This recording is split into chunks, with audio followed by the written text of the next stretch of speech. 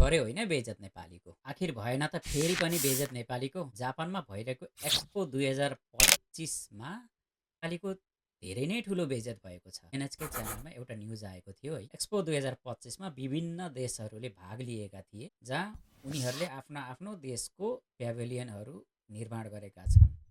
तर नेपालको प्याभिलियन भने सुरुवात जस्तो भएको थियो त्यस्तैमा नै अड्किएको छ। कम्पनीले एनएचकेमा के जानकारी दिएको छ भने नेपालले निर्माण कार्यमा प्रयोग हुने जुन रकम छ, जुन कामदारलाई दिनुपर्ने अनि त्यहाँ युज हुने मटेरियललाई दिनुपर्ने जुन रकम छ, जुन कोजी कम्पनीलाई, जुन निर्माण कम्पनीलाई दिएको छैन, या भनौँ पेमेन्ट रोकिदिएको छ, जसले गर्दा काम गर्ने कम्पनीले नेपालको प्याभिलियन जुन कन्स्ट्रक्सन कार्य रोकिदिएको छ अनि चारैतिर न्युजमा यो फैलिसकेको छ।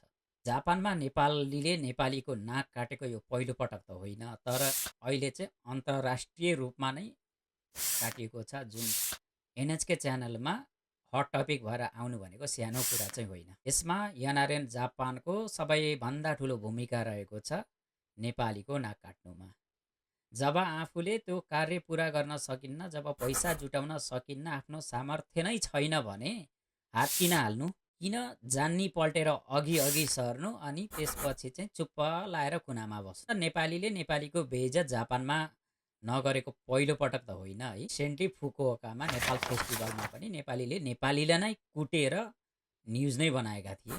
टोकियोमा पनि सेम त्यस्तै भएको थियो। रिसेन्टली भएको एउटा कन्सर्टमा नेपालीले नेपालीलाई रक्सी खाएर कुटाकुट गरेका थिए, जुन भिडियो टिकटकमा भाइरल नै भएको थियो होइन।